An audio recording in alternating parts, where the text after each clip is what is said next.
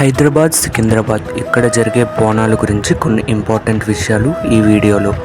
బోనాలు మనకి ఆల్మోస్ట్ ఇప్పుడు కాదు 600 సంవత్సరాల ముందు నుంచి చేస్తున్నాం. పల్లవాస్ మనల్ని రూల్ చేస్తున్నప్పుడు, అలాగే శ్రీకృష్ణదేవరాయల హయాంలో ఉన్నప్పుడు కూడా చేశారు. కాకతీయుల పరిపాలనలో కూడా చేశాము. అలాగే నిజాంలు, నవాబులు మనల్ని పరిపాలిస్తున్నప్పుడు కూడా ఈ బోనాలు ఉండేవి. కానీ చాలా పాపులర్ అయింది మాత్రం మనకి హైదరాబాద్లో ప్లేక్ వచ్చినప్పుడు.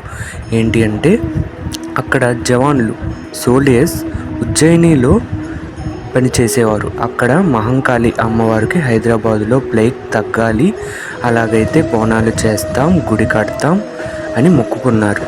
వెంటనే తగ్గింది. అండ్ అప్పటి నుంచి కూడా బోనాలు ఇక్కడ చేస్తున్నారు మహంకాళి అమ్మవారికి.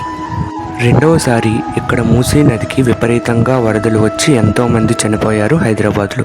అయితే ఇక్కడున్న లాల్ దర్వాజా సింహవాణి అమ్మవారికి దండం పెట్టి చార్మినార్ దగ్గరికి వచ్చిన ఆ వరద నీటిలోని పసుపు, కుంకుమ, చీర, సారీ అమ్మవారికి పెట్టి శాంతించమ్మ, బోనాలు చేస్తాము అని దండం పెడితే వెంటనే తగ్గుముఖం పట్టాయంట. బోనం అంటే భోజనం. అమ్మవారికి ఒక మట్టి పాత్రకి పూర్తిగా పసుపు, కుంకుమ రాసి వేపాకులను చెట్టి అందులోని ఏంటంటే బెల్లం, బియ్యం, పాలు కలిపి నైవేద్యంగా వండి దానిపైన ఒక దీపాన్ని వెలిగించి అమ్మవారికి తీసుకువెళ్తారు. ఈ బోనం ఎత్తిన వాళ్ళందరినీ కూడా అమ్మవారికి సమానంగా చూస్తారు.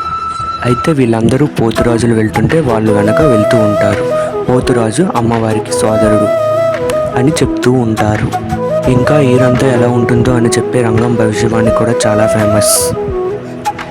Thank you for watching my video till then. నమస్తే.